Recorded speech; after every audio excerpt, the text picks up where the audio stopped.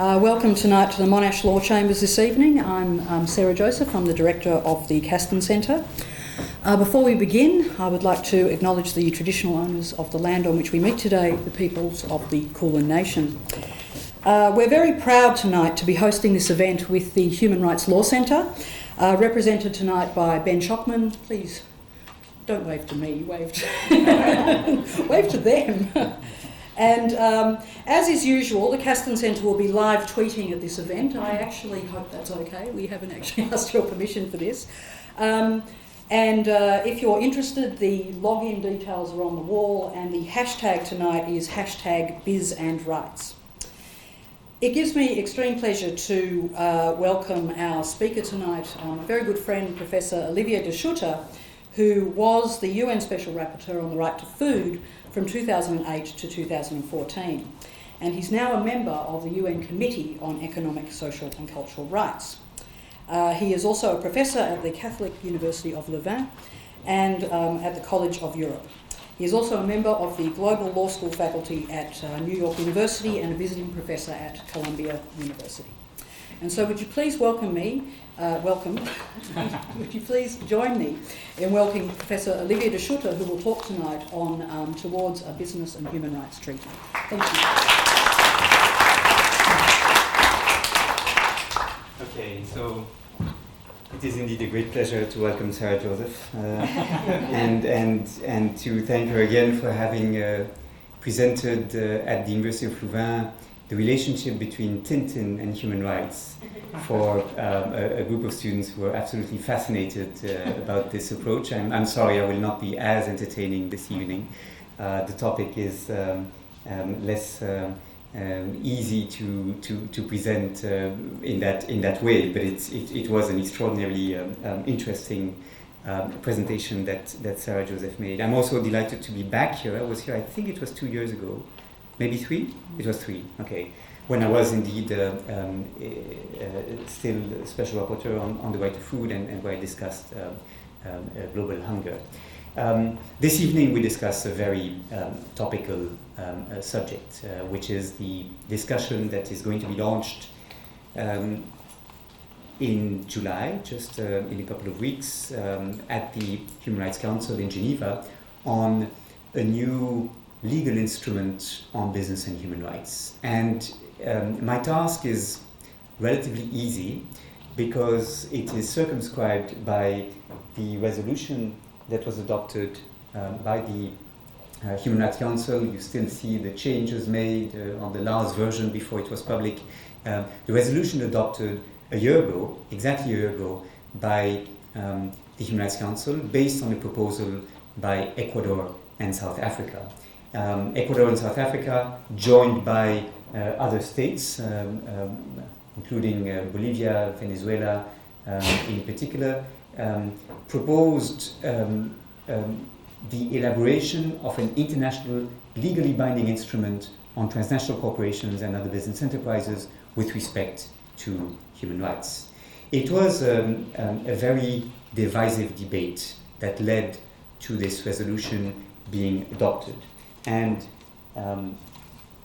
the text of the resolution is the result of a compromise by the states who tried to collect a larger number of supporters behind the resolution, but the resolution ultimately was adopted against a strong opposition of the Western countries, the countries of Western Europe and other group, including the US, Canada, and this country, Australia, based on a number of fears that were raised in the discussions. One of the reasons why this was contentious is because the promoters of the resolution insisted on reducing the scope of this legally binding instrument to transnational corporations or other business enterprises that have a transnational dimension in their operational activities. Therefore, the resolution does not apply to local businesses registered in terms of relevant domestic law. I'm sorry, the words domestic law miss here.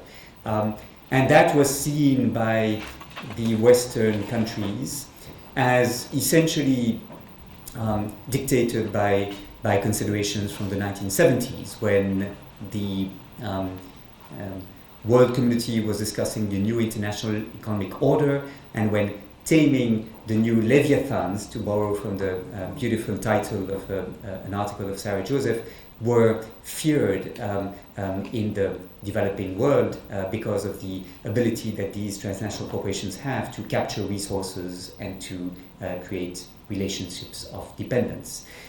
So the Western countries were not in favor of this resolution. That essentially tries to, or proposes to set up, that is the core part of the resolution, an open-ended intergovernmental working group to elaborate a legally binding instrument on transnational corporations and other business enterprises with respect to human rights. The mandate is to elaborate an international legally binding instrument to regulate in international human rights law the activities of transnational corporations and other business enterprises. The promoters of the resolution, as a gesture of goodwill, want things to remain relatively open, and this is why you have this paragraph added here in the last version that was adopted. The open-ended or intergovernmental working group shall conduct constructive deliberations on the content, scope, nature, and form of the future international instrument in this regard. In other terms, things are not closed. There is space to deliberate as to what this new instrument should look like, which enterprises exactly it should address, which problems it should provide an answer to. But nevertheless, it was certainly not adopted by consensus. And in fact, the Western states were coordinating efforts to have another resolution adopted by the Human Rights Council at the same time. This one was promoted by Norway, but joined by a number of other countries, including Australia.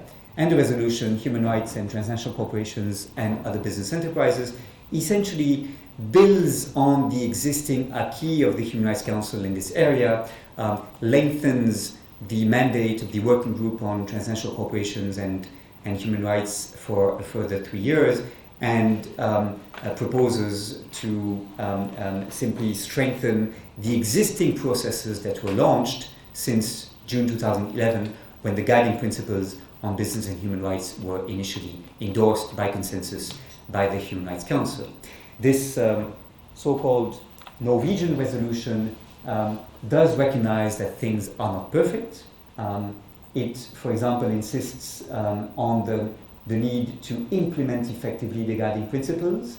It recognizes the need to address the question of access to remedies more explicitly, and it mandates the working group on transnational corporations and human rights to provide input in this process of developing new tools, practical measures to better implement the guiding principles on business and human rights. That is, for the moment, the situation that we have, and it is my hope that we can discuss this evening what such a new instrument could look like, as envisaged by South Africa and Ecuador and the other states that adopted the resolution that these two states proposed, whether this will have any added value, whether this will disrupt perhaps the existing processes that have been launched since 2011 on the basis of the guiding principles on business and human rights that the Human Rights Council adopted, following, as you know, of course, following 6 years of consultations and studies by the then Special Representative of the UN Secretary General on the issue of human rights and transnational corporations and other business enterprises, Professor John Ruggie from Harvard University.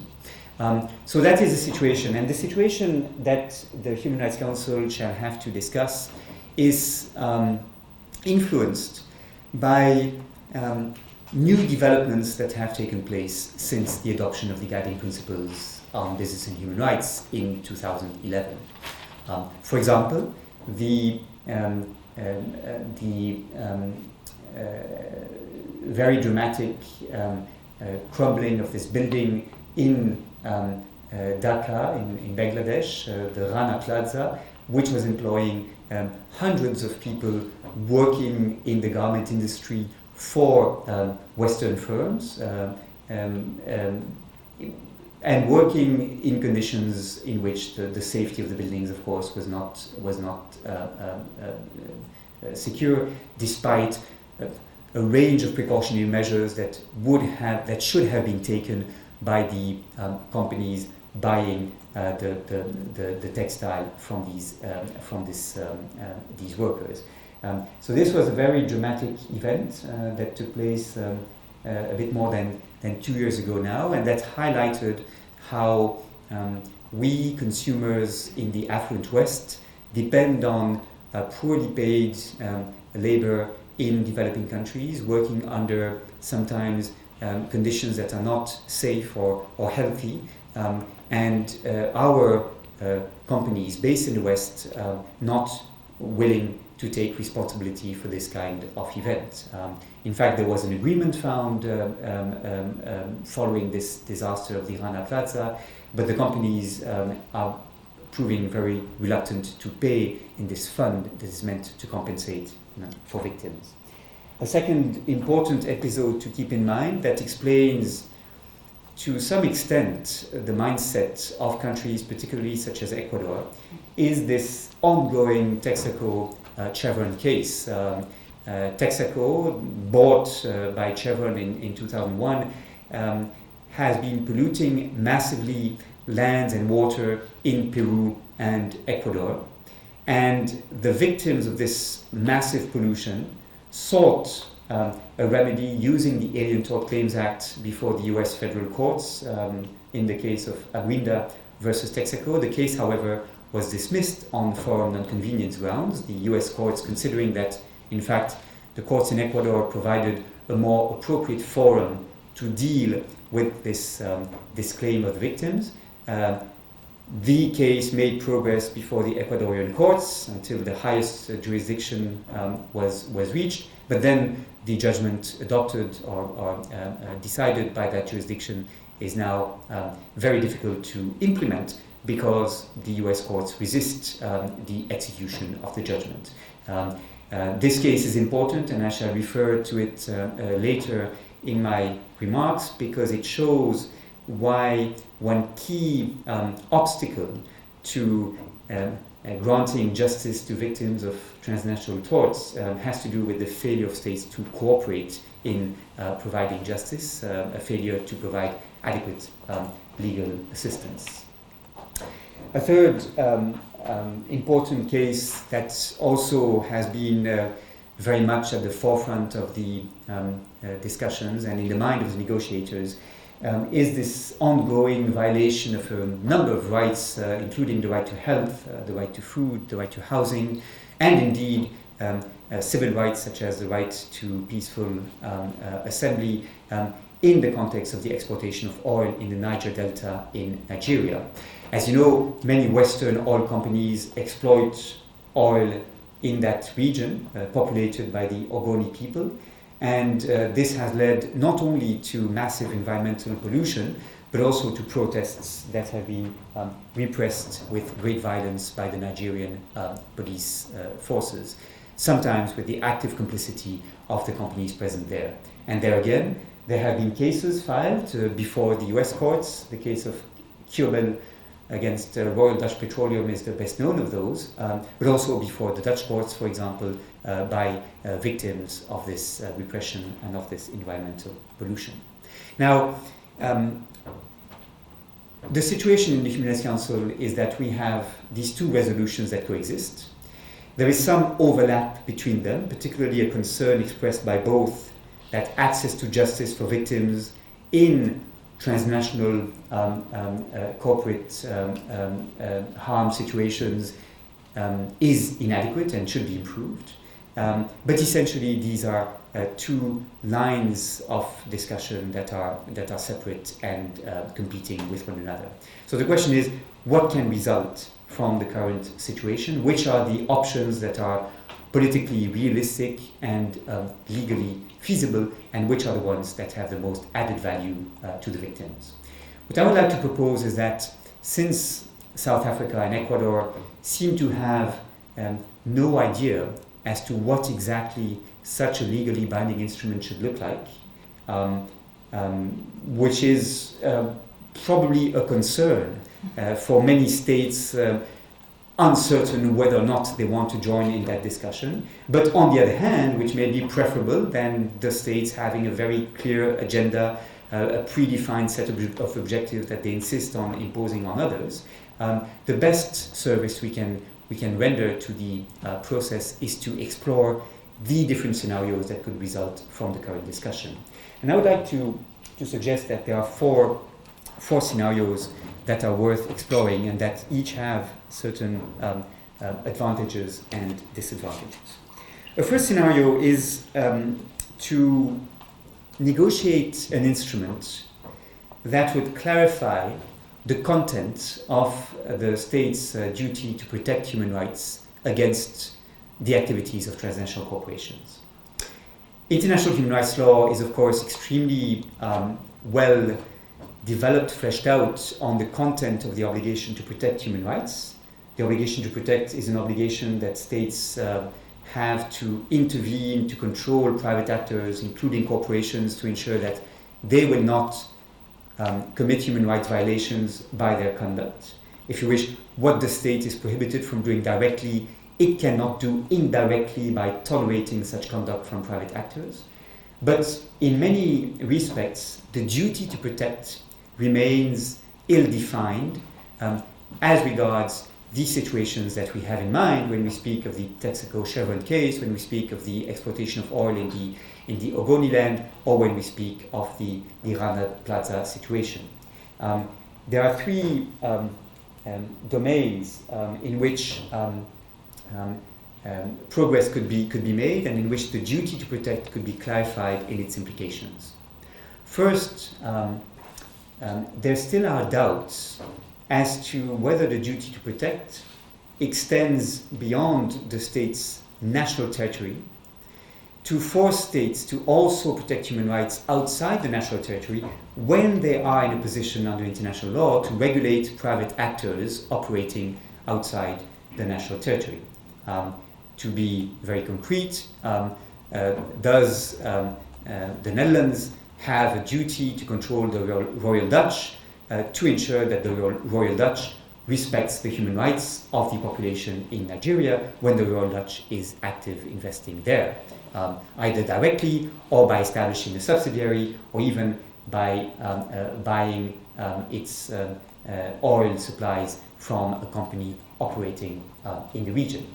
There is a lack of clarity on the scope of the duty to protect in such situations, and to a large extent, the guiding principles on business and human rights are responsible for the confusion in this regard.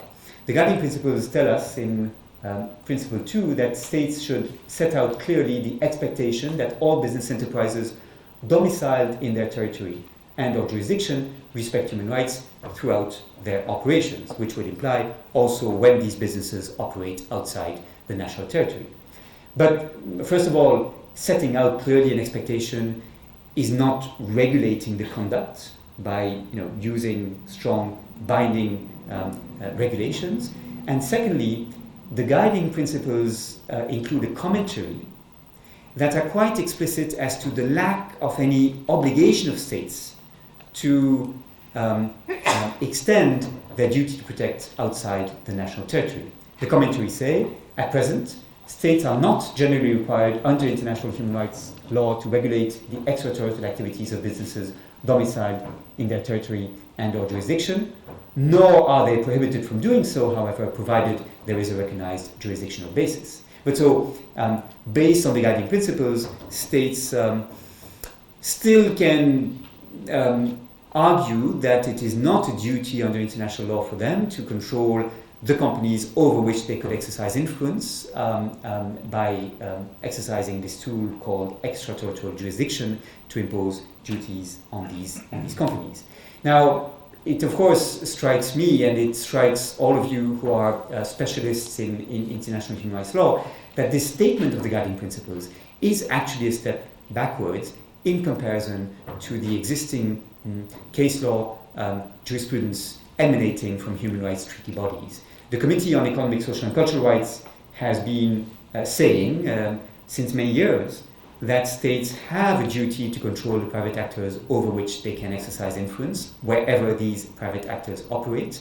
And in fact, just before the guiding principles on business and human rights were adopted, the Committee on Economic, Social and Cultural Rights wanted to adopt this statement on the obligations of states parties regarding the corporate sector and economic, social and cultural rights in order to make very clear its position that was more progressive, if you wish, more vanguard than the position adopted in the guiding principles, precisely to establish this difference. And in fact, since the guiding principles were adopted, the committee has had the opportunity to reiterate this view, and it is joined by other committees such as the Committee on the Elimination of Racial Discrimination, in concluding observations related to Canada in 2007, the Human Rights Committee in concluding observations relating to Germany in 2012. All these human rights treaty bodies have adopted the same approach, saying that states should control private actors over which they may exercise control, given that these actors are incorporated under their jurisdiction, even as regards the activities of these actors outside the national territory. But given the wording of the guiding principles, there is now some doubt that has emerged on the extent of this duty. A second area in which the duty to protect may have to be clarified concerns access to remedies in situations of transnational harms. In a report commissioned by a number of NGOs, including the International Corporate Accountability Roundtable, these obstacles that victims encounter in seeking to exercise remedies before the jurisdictions of the home state of transnational corporations were identified, listed, documented. And I had the honor of being associated with this exercise, and we identified in this report some major obstacles to the exercise of effective remedies by victims in such transnational situations. These obstacles relate sometimes to the competence courts have to hear such cases. Sometimes they relate to the doctrines that provide some immunity to the corporate actor when it was acting with the local public authorities. Sometimes the problem has to do with the fact that the law applicable to such claims is the locally applicable legislation, the lex loci delicti, that may not be sufficiently protective of victims. In many cases, the obstacles are more procedural, right? It's difficult to have access to legal aid, it's difficult to have access to a lawyer, it's difficult to have access to group claims in the form, for example, of class action, allowing victims of such harms to have access to effective judicial protection. So that is certainly a second area in which clarifying the scope of the duty to protect could be extremely useful and timely. A third area in which clarity could be improved concerns the obstacle victims encounter when, as is most often the case, the company does not operate directly in a country other than the one in which it is domiciled or registered, but operates by having shares in a subsidiary company which it controls to a more or less large extent. It is very classic for victims then to face the problem of the so-called corporate veil. The parent company denies it has any responsibility in the behavior of its subsidiary, either because it is only owning a small part of the shares, or because even if it owns more than 50% of the shares, it pretends that all the operational decisions are made at arm's length from the parent company, and that the parent company is not in a position to influence or to control those choices that are made by the subsidiary at its level. Now, there are various ways to overcome this obstacle resulting from how transnational groups operate and are legally arranged into separate legal entities. One approach is to ask whether, in fact, this separation between different legal entities within the corporate group is not a fiction, and whether, in fact, the subsidiary has a real autonomy vis-à-vis the decisions made, the strategic decisions made by the parent company. That approach, however, which denounces the separation of legal personality as a mere fiction that the judge may disregard, creates a problem of incentives. It is, in fact, encouraging the parent company to not control too carefully how the subsidiary behaves, because the closest the parent company shall be involved in making the choices that result in alleged human rights violations, the more the parent company will face the risk of being liable itself. That was the choice made by the British courts in the case of Connolly versus Rio Tinto Corporation in 1997, where a UK-based company had a subsidiary company operating in Namibia to mine uranium, and one employee who had been facing cancer as a result of the way uranium was being exploited in Namibia tried to sue the parent company. And the question for the English judge was whether the parent company was indeed involved closely enough in designing the policies of the Namibian subsidiary. Now, if that is the message the parent company receives, of course the parent company shall try to leave the subsidiary as free as possible to maximize profits perhaps, but without co-designing the strategy of the subsidiary. So another approach, which is the one I favor, is to impose on the parent company a due diligence obligation to indeed be active and even proactive in controlling what the subsidiary does, in which case the corporate veil is a doctrine that cannot be opposed to the victim, because the real problem is that this parent corporation was not involved enough in the activities of the subsidiary when the parent company should have controlled what the subsidiary was doing. And this was the approach of the House of Lords in the United Kingdom, now of course Supreme Court of the UK, in the famous case of Lubber and others against Cape PLC. This was the case of an asbestos mine in South Africa. Thousands of victims grouped their actions before the British courts, and the House of Lords, as it was at the time, decided that Cape PLC could be found liable because it had not been controlling sufficiently closely how the subsidiary was operating its mining activities in South Africa. It is this approach which is now favored, and it is indeed the most promising for victims. It is also one that is quite consistent with the guiding principles that insist, as you know, on. Sorry, I'm not sure what happened here. Which insist on the duty of due diligence being imposed on companies. So this would be quite consistent with this approach of the House of Lords in Cape PLC versus Lubber and others. These are three areas in which very clearly a new convention clarifying the duty to protect of states might have the benefit of adding great clarity to the state of international human rights law. However, it is at the same time clear that these are areas in which the case law has been making progress, in which scholars have written extensively, in which human rights treaty bodies, and I mentioned some, have taken quite firm positions, so that my impression is that it is probably better to leave it to the natural incremental development of international human rights law to take care of these problems. The duty to protect, after all, is well established and recognized. These areas in which there is still a lack of clarity are areas that are addressed by human rights treaty bodies and by courts throughout the world.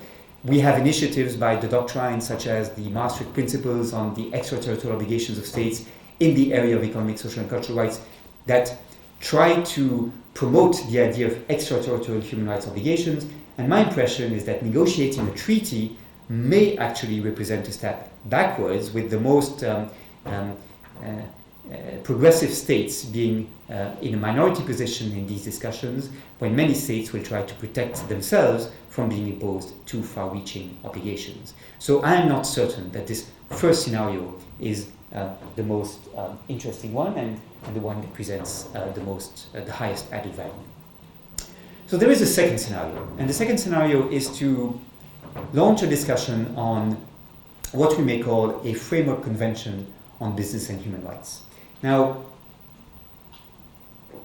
a framework convention is a convention that seems attractive to states at first glance, because it essentially imposes on states that they define for themselves national action plans or strategies that will allow them to make progress towards certain ends, objectives presented as desirable by this convention, but leaving to the states a great margin of discretion as to what they should do to implement these objectives or realize them, and the speed at which they should make progress. The only duty imposed on states is to come up regularly with information that they then share in a peer review process in which states are meant to compete with one another, if you wish, and to ensure that they do not remain passive.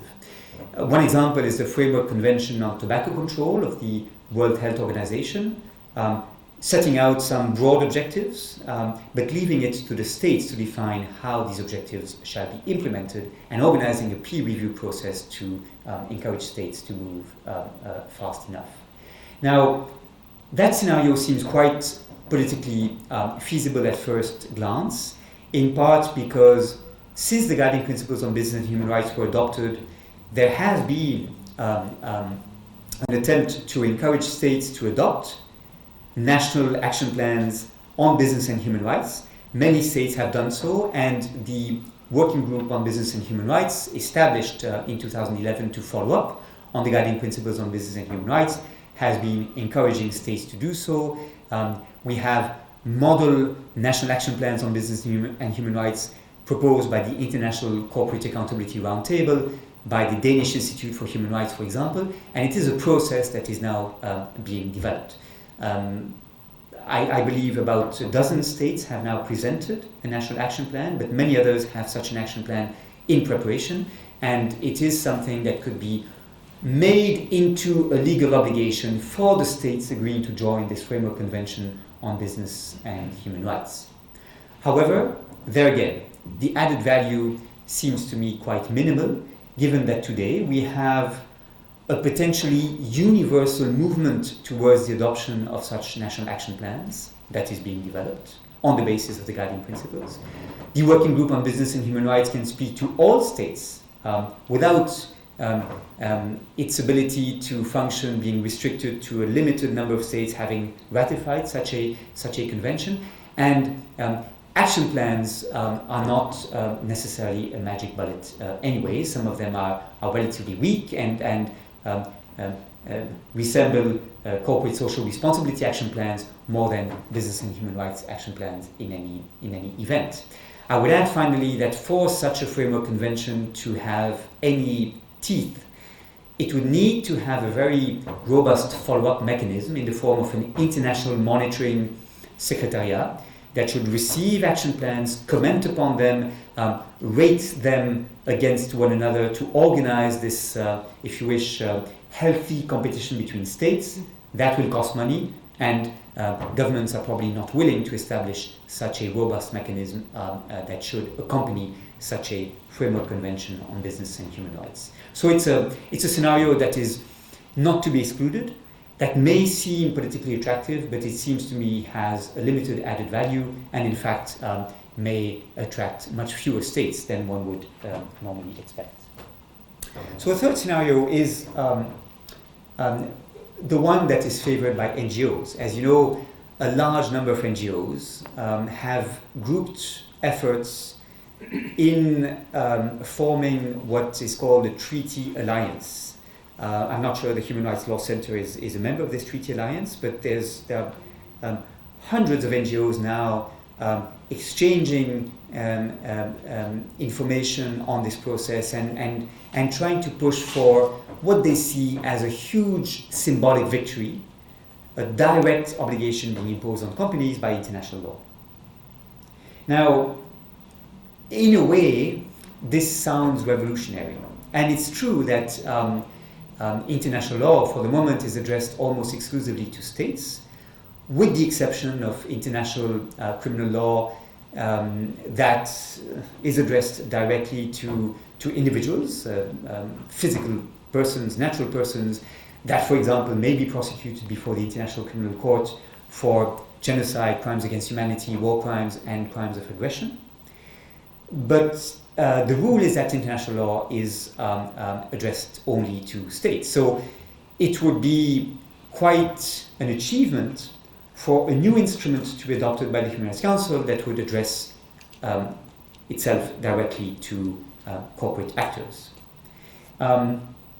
There are two versions of this.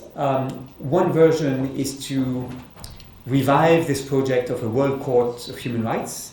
Some of you may be aware of this project. It was a project financed by the Swiss government, having supported some expert meetings to establish a new international jurisdiction that states could join, of course, on a voluntary basis, and that would be a sort of super appeals court when human rights violations could not be remedied at the domestic level, right? So it is jurisdictional, not just a human rights treaty body like we have under the 9 basic UN human rights treaties. It would be a court modeled on the European Court of Human Rights and the Inter-American Court of Human Rights, but with a universal or potentially universal jurisdiction.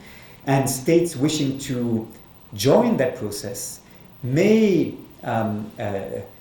do so, allowing victims of human rights violations who could not find reparation before the domestic courts or before regional courts to have this ultimate appeals available. The draft statute for the World Court of Human Rights provides for the possibility for non-state actors to join. And the idea was to allow corporations to voluntarily agree to be sued before this court, at least, although this is not perfectly well drafted in my view in the draft statute, at least if the victims cannot obtain remedies before the competent domestic courts before which they would file a claim. So this would be subject to the prior exhaustion of local remedies available. Now, one could imagine a World Court of Human Rights that would be shaped in the same way as was envisaged, providing remedies to victims against the corporations if the victims do not obtain remedies before the domestic courts normally competent. And basically the undertaking of states ratifying such a statute for a World Court of Human Rights would be to provide this ultimate avenue of redress for victims if their courts proved ineffective to protect their rights. That is roughly the idea, to provide a sort of fourth remedial instance, a bit like regional courts do in Europe and in America today. Another version of this scenario is to have an international court for economic crimes. The terminology is not perfect, but it is the one that is usually used by NGOs when they discuss this issue. But the idea is really to have a parallel to the International Criminal Court, but this time addressed not to physical natural persons, but to corporate actors. For which kind of violations? Well, for gross, most egregious human rights violations, and for violations of international humanitarian law, crimes against humanity, genocide, war crimes, crimes of aggression perhaps. One difficulty with these scenarios is that you would need to restrict the jurisdiction of these courts, however they are conceived, to the most serious violations of human rights. You do not imagine such courts functioning for what I dare call relatively minor violations, such as, for example, an employee laid off by the employer because of that employee having exercised her freedom of expression, or the employer having spied on the trade unionists within the workforce. This would make the system very soon clogged and would not be able to function effectively. So you would need to define carefully which violations fall under the jurisdiction of these new courts.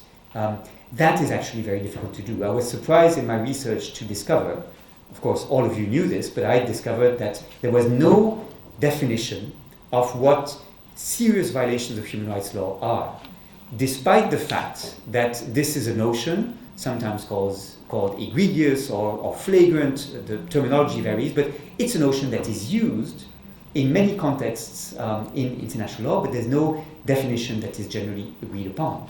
And if we look at issues such as the Texaco Chevron case in Peru, Ecuador, if we look at the Rana Plaza case, if we look even at the exploitation of oil in the Ogoniland, the three examples I took, is this egregious? Well, these concern rights to health, right to life in some cases, so in that sense it's serious, it concerns large numbers, but in another sense this has nothing to do with war crimes or crimes against humanity or genocide. It's often without any guilty intention of the directors of the company concerned. So that is a difficulty on which we would stumble. But first and foremost, this is a scenario which, however desirable it may sound, is highly unrealistic, because many states would oppose this revolutionary shift in what international human rights law has to provide, and I think it is a proposal that has very few chances of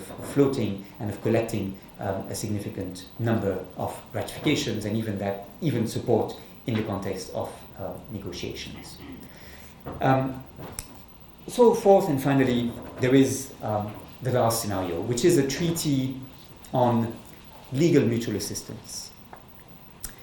That is my preferred scenario, because it seems to me that it is one that can bring back to the table Western European states, the US, Canada, Australia, perhaps, all states that to this day have refused to even join the discussion launched by the Ecuador-South Africa proposal.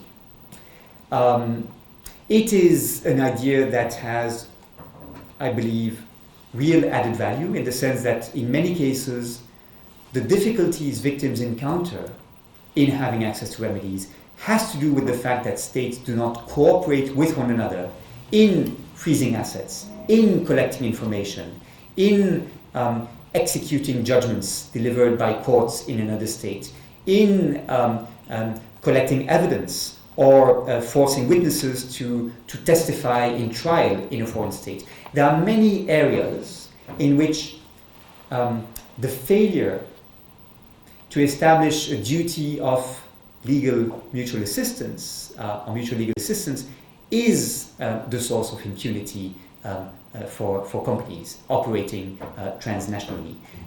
Typically, when victims, as was the case in the Texaco Chevron case, obtain a judgment in one state in which the company has been directly or via a subsidiary guilty of certain serious human rights violations, that judgment can only be adequately executed by seizing the assets that are in another state, or by arresting the directors in that other state, for example, which states generally are quite reluctant to do. Another example of this is the famous Bhopal litigation resulting from the events of December 1984 in the Indian state of Bhopal, where Union Carbide,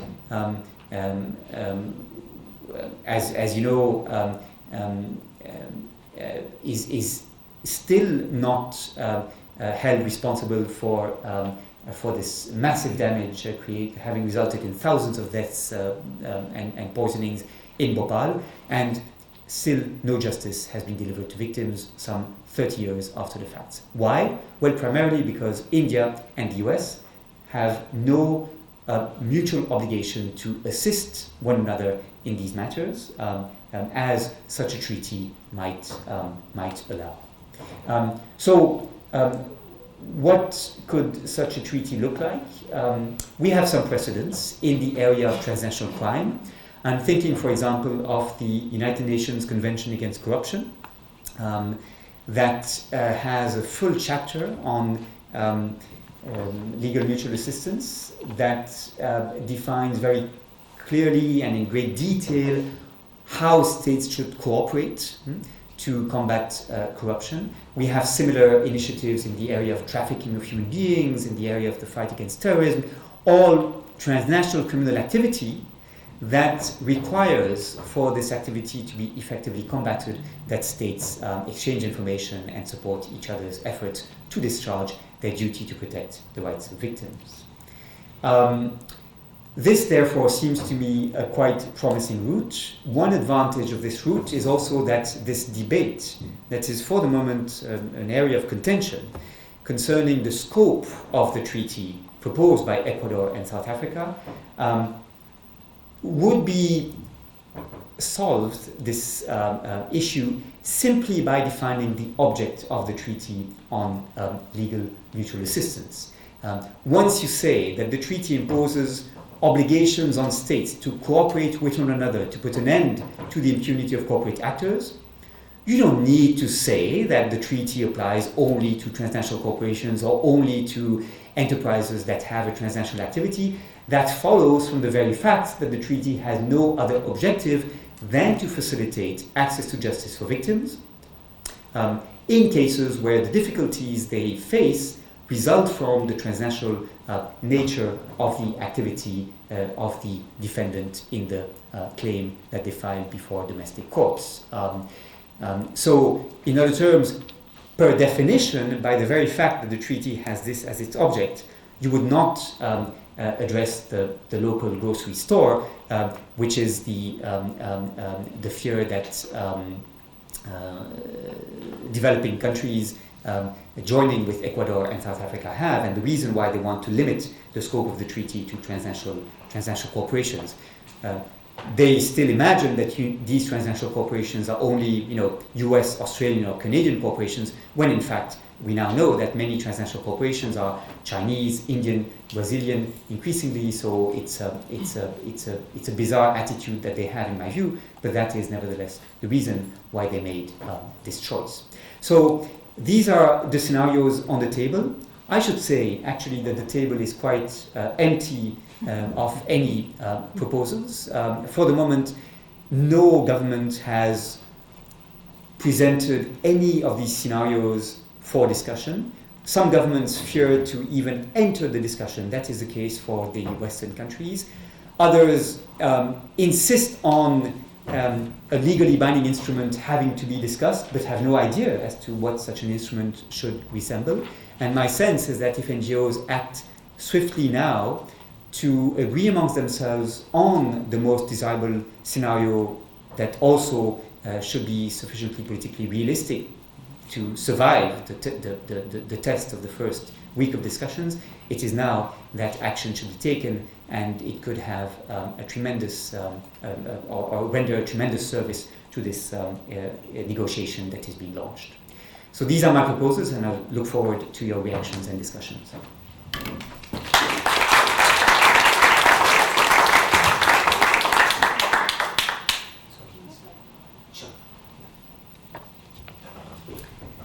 So, any comments? Any questions from people? Oh, we've got a lot of questions.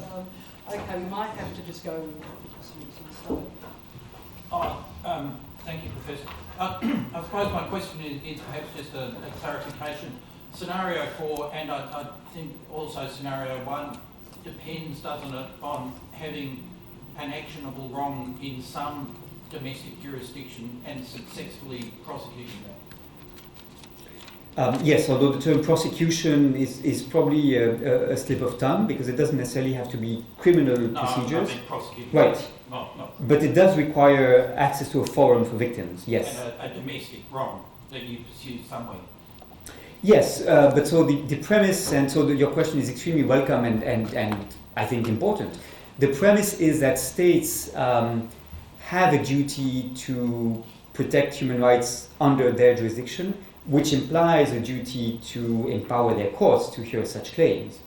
And so the question is how to ensure that this duty to protect can be effectively and faithfully discharged by either strengthening it, scenario one, or by forcing the other states to cooperate with that state's efforts to provide remedies to victims. But yes, the premise is that states should discharge their duty to protect. If they don't do so, if the domestic courts are corrupt or the state is complicit in the human rights violation in the first place, then it may be a problem.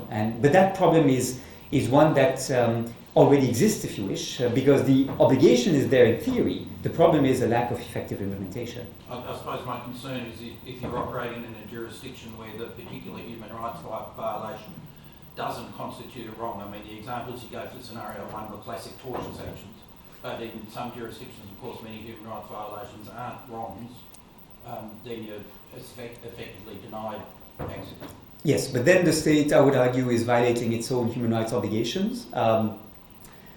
And it's difficult for me to imagine a situation where a plausible claim is made that a human rights violation has been committed by a corporation, and where the state says it's not a tort under our law, and the state is not in violation with its international obligations. That seems to me difficult to picture as a situation. I've worked in the indigenous space, and I could imagine a few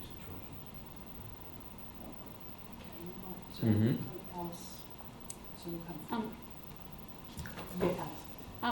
When the American Securities and Futures Commission has requested legal assistance from China in allowing its accounting firms to hand over documents, the Chinese response has been that these are state secrets. So I'm wondering how your treaty would deal with state-owned enterprises, or whether that would also fall under the obligation of the state to protect human rights that would preclude in some way China saying state-owned secrets, so we can't hand over these judicial documents that you're. Right, I'm not familiar with that particular instance, but I can imagine that the problem will arise. Big four American accounting firms were asked Right. to hand over accounting documents when the SFC was investigating accounting fraud of companies listed on the New York Stock Exchange, and the accountants were happy to hand over the documents. It was just looking at the actuarial documents, but if they did it, then under Chinese law they would be guilty of a crime of handing over state secrets. Right. It's interesting. Again, I've not explored this dimension in any detail. I'm assuming, since I mentioned the UN Convention Against Corruption, the same problem arises, right? To prove corruption, you need to have access to some information that, as regards state-owned enterprises, or even private enterprises, but that possess sensitive information or whose activities are quite sensitive, the state where they operate may not be willing to provide, to the prosecutor or to the investigating judge in another jurisdiction. So I'm not sure which solutions have been designed to overcome this. It is very likely that there will be an exception to allow states to retain that margin of discretion in such cases. Too bad for victims in the cases where this is an obstacle, but that may be the price to pay for this kind of proposal to float, indeed. Yes, what are the possible areas of conflict between these ideas and the provisions of the World Trade Organization, some of which seem rather inimical to the protection of human and environmental rights?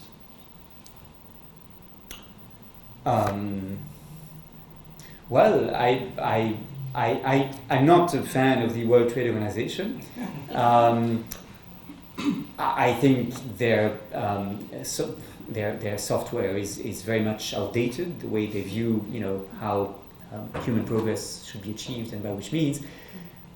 But whether the rules of the World Trade Organization are an obstacle to this kind of initiative, I don't see why.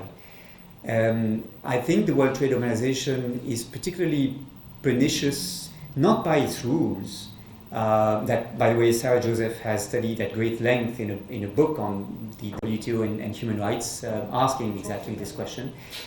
But the pernicious dimension of the WTO, it seems to me, resides much more in the type of culture that it instills amongst the diplomats negotiating within the WTO. I say this, unfortunately, although I survived, based on direct experience from having spoken on 2 occasions to the Committee of Agriculture on the WTO at the invitation of Pascal Lamy. And I was struck by the fact that in this forum, diplomats were basically convinced that their holy duty was to increase exports and to increase the volumes of trade between the nations at the expense of anything else and in disregard of other concerns, when we all know that trade should be a means, not an end in itself.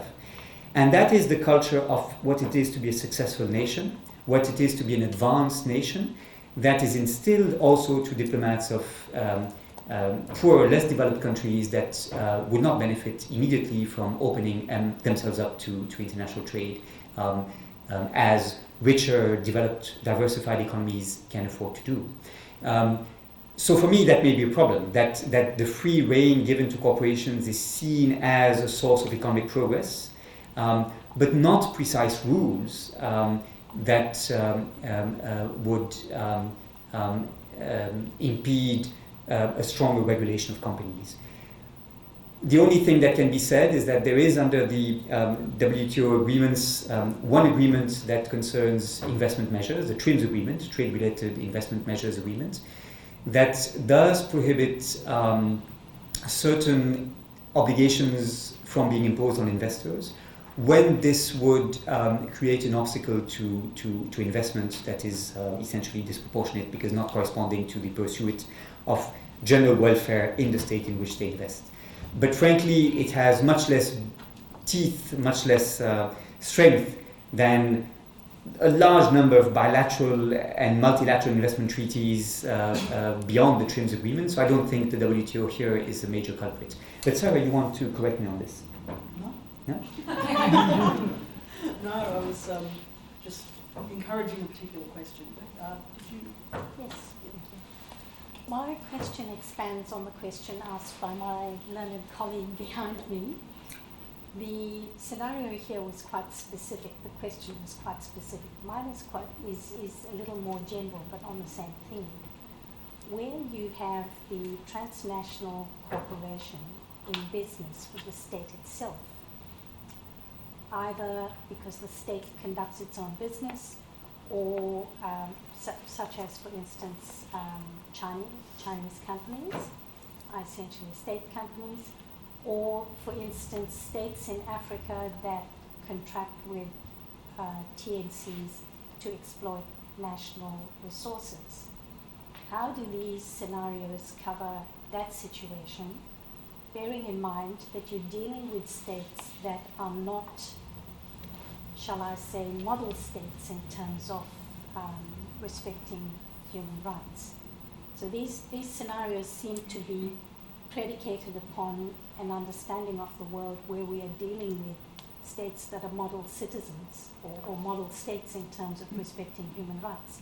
My observation is that is not the state of the world at the moment as I see it. So how do these scenarios address that? Okay, look, there are two separate questions here. One is,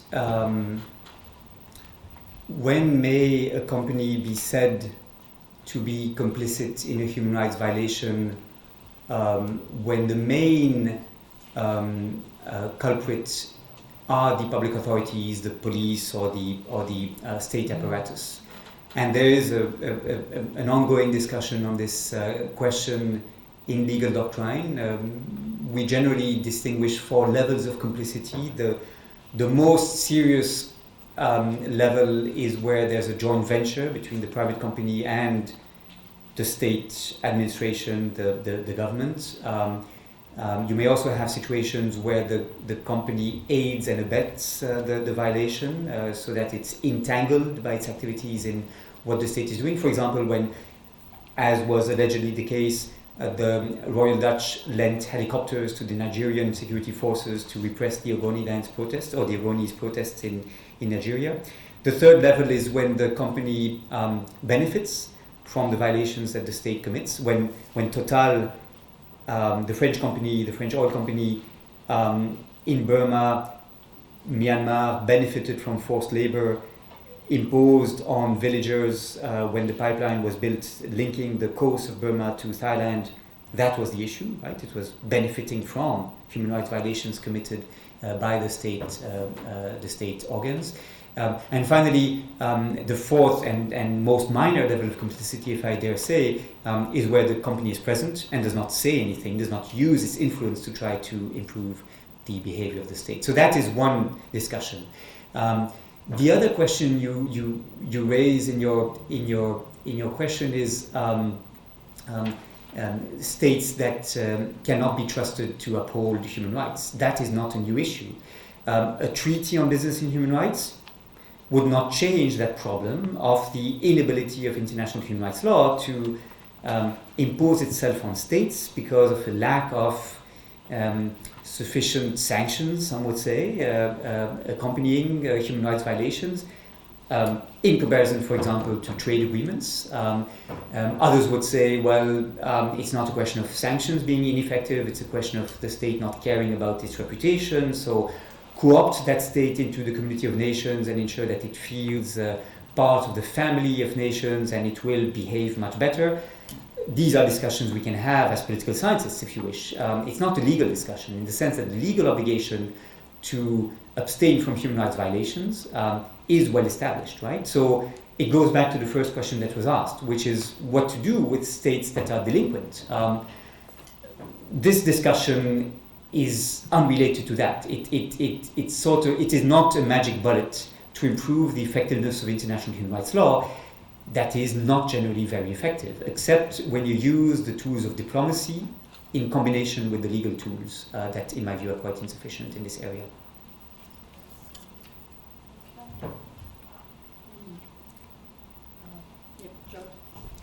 If I may, it was a very useful breaking down of the possibilities ahead with the treaty, so thank you very much, Professor DeSchutter. My question, I think, maybe goes back to what we've just been talking about, which is the relationship between scenario 1 and scenario 4 that you've talked about. So if we were to go ahead with the legal mutual assistance proposition, which I think does have a lot of strength, the challenge seems to be if you have delinquent states who aren't actually going to impose or utilise their domestic courts to deal with transgressions within their territory. And I guess scenario 1 is trying to plug that gap, is trying to create a clear set of obligations around states outside of the territorial state dealing with that problem. So I guess my question is the limit of the legal mutual assistance option where you don't have states that are actually going to use domestic courts to deal with a transgression in their territory, and one that, I'm not sure I'm not explaining this very well, but I think that the challenge is the one that we seem to be coming back to, which is if you have a rogue state which is involved in the transgression and isn't using its domestic courts, unless you have a clear legal principle that says other states can and should intervene and use their courts, we're going to still have a very similar situation as we have today. I'm not sure that I've put that very clearly at all. Apologies. Okay, so first of all, I think rogue states are a problem, but having international law repeat that they have a duty to protect will not address that problem, right? Because the duty in its core principle, which is that a state should not tolerate human rights violations committed under its jurisdiction, is uncontested. It's not that obligation is not endorsed by all states or is challenged, is unsettled. No, it's there. It's just not complied with. What is not entirely settled is the duty of states to control their corporate actors operating abroad, and that is true. But rogue states are states who are in violation of international law, and that it's not by adding more international law that you can address that, in my view, right? It's by other tools. what I would say is that the legal mutual assistance treaty is one that would make it easier for the duty to protect to be adequately discharged by the states willing to comply with this obligation, but facing an obstacle that has its source in the transnational dimension of the activity that they wish to regulate, right? So, for example, you can't prove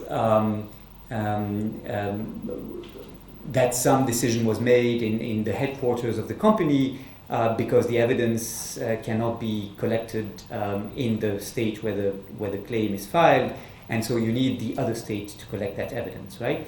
I mean, there are many such examples. I don't want to bore you by multiplying them. But so, provided states are willing to act against violations, the legal mutual assistance treaty can help do so more effectively. But it is not an answer to states who are rogue states. Indeed, those states will also not cooperate, presumably, with other countries wanting to better protect human rights, right? But again, that is a problem that goes beyond, I think, what international human rights law can provide for the moment. If we want a more robust international human rights law that can really deliver outcomes, there are ways to think about this.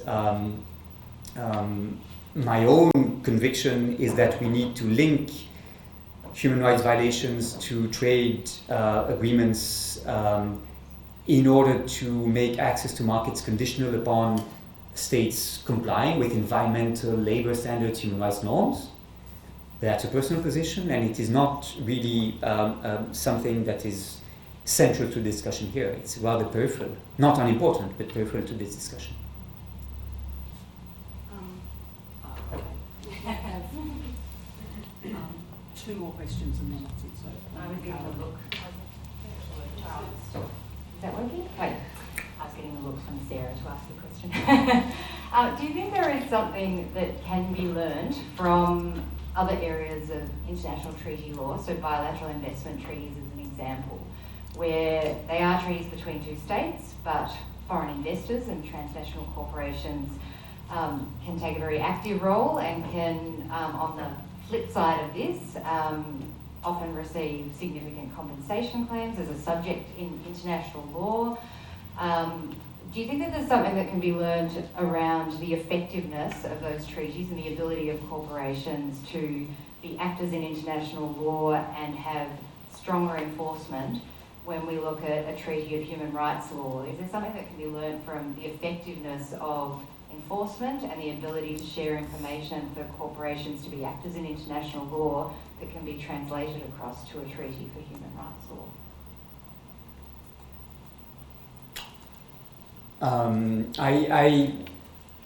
What these bilateral investment treaties, particularly with the investor-state dispute settlement mechanisms that they include, teach us is that it is not true to remain wedded to a purely statocentric conception of international law. So at the very least, right? If we can directly invest investors with rights under such treaties, there's no reason not to also impose on them direct obligations and to make them liable before international tribunals. Indeed, we could also say that, and there's one arbitral award in which an obiter dictum from Brigitte Stern mentions this. We could also say that the right of investors to invoke provisions of a bilateral investment treaty should be conditional upon that investor having behaved in full compliance with international customary law. Brigitte Stern, in a case concerning an Israeli company having invested, I think it was Austria, I don't remember the state, but was suing the state where it had invested for damages, and the obiter dictum says something like, imagine that company were torturing people.